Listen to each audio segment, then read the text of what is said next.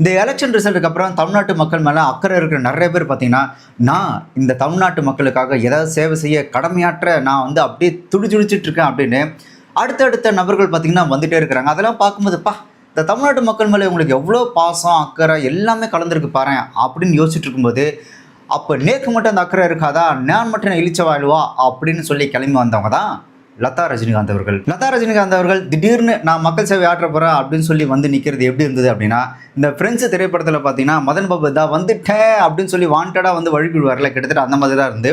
அப்புறம் இந்த லதா ரஜினிகாந்த் யார் அப்படின்லாம் பெரிய சந்தேகம்லாம் உங்களுக்கு தேவையில்லை. ஆக்சுவலாக அவங்க பார்த்தீங்கன்னா தமிழ்நாட்டுக்கு வந்து 2 மாதம் தான் ஆகுது. இதுக்கு முன்னாடி பார்த்தீங்கன்னா அவங்க ஃபாரினில் இருந்தாங்க. இந்த ஃபாரினில் மற்ற நாடுகளுக்கு போயிட்டு இந்த மக்கள் சேவை ஆற்றுறதுக்கு அப்படின்னு சொல்லி இந்த என்ஜிஓக்கெலாம் வருவாங்க இல்லையா, அந்த மாதிரி 2 மாதத்துக்கு முன்னாடி தான் இந்தியாவுக்கு வந்தாங்க. இந்தியா வந்த உடனே இந்த இந்தியாவோட மேப்பை பார்த்துட்டு அதில் அந்த தமிழ்நாட்டோட அந்த லொக்கேஷனை மட்டும் அந்த ஸ்டேட்டை பார்த்துட்டு, நான் வந்து மக்கள் சேவை செஞ்சால் கண்டிப்பாக இந்த தமிழ்நாட்டுக்கு தான் நான் போய் மக்கள் சேவை செய்வேன் அப்படின்னு இப்போ தான் 2 மாதத்துக்கு முன்னாடி தமிழ்நாட்டுக்கு வந்தாங்க. ஏன்னா என்னடா திடீர்னு சம்மந்தமே இல்லாமல் இவங்க அந்த மக்கள் பணிலாம் செய்ய வரேன்னு சொல்லி நீங்கள் சந்தேகப்பட்டு கேட்டக்கூடாது இல்லையா, அதுக்காக தான். அதுலேயும் லதா ரஜினிகாந்த் அவர்கள் கடந்த 2 வாரமாக பார்த்தீங்கன்னா தனக்கு தெரிஞ்ச தனக்கு நெருக்கமானவங்களாம் கூப்பிட்டு வச்சு என்னை இன்டர்வியூ எடுத்து கண்டிப்பாக போடுங்க அப்படின்னு சொல்லி வாண்டடாக இன்டர்வியூ கொடுத்துட்டு இருக்கிறாங்க.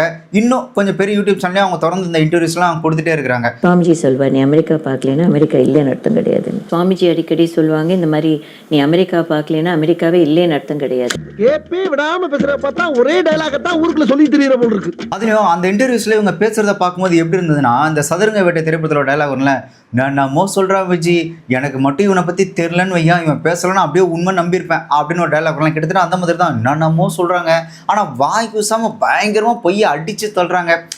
யார் கண்டுக்க போகிறா அப்படின்ற மாதிரி அவங்க பேசுகிற அந்த டோனும் அவங்க சொல்கிற அந்த வார்த்தைகள்லாம் அப்படியே இருந்தது. அதில் அவங்க என்ன சொல்கிறாங்கன்னா, நான் வந்து 45 வருஷமாக அந்த சமூக சேவையில் ஈடுபட்டு இருக்கிறேன், அந்த மக்கள் பணி ஆட்டிட்டு இருக்கிறேன் அப்படின்னு சொல்கிறாங்க.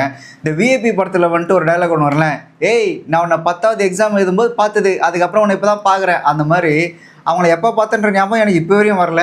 ஆனால் திடீர்னு பார்த்தா நான் 45 வருஷம் சமூக சேவை செஞ்சுட்டு இருந்தேன், மக்கள் பணி ஆட்டிட்டு இருந்தேன் அப்படின்னு சொல்கிறாங்க. இது ஆரம்பத்துலேருந்தே பல வருஷமாக மக்களோட வேலை பண்ணிகிட்ருக்கேன்.